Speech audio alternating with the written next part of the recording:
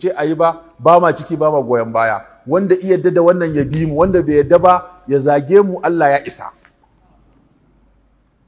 Ko ba wanda ya ba mu ko sisi, ra'ayinmu ne kawai muka faɗa. Ba ma aikin gwamnati, ba ma ƙarƙashin kowa. Ra'ayinmu muka faɗa cewa ka a shiga zanga-zanga. A yi addu'a Allah ya gyara ƙasa, Allah ya kawo abin nan. Amma in ana da damuwa a rubuta a kaiwa shugaban ƙasa. Muna da damuwa ta tsaro, muna da damuwa ta kaza. In ka yi, ka tsira a gaban Allah. In baka yi ba, saura shekara 2 ka sauka, Allah zai kawo mana wani. Kenan ya fi sauki ko? Allah ya ba shi ikon yi. Allah ya tallafa masa da mutane masu zuciya da su taimake shi yayi. Allah ya sa ya zama alheri gare mu.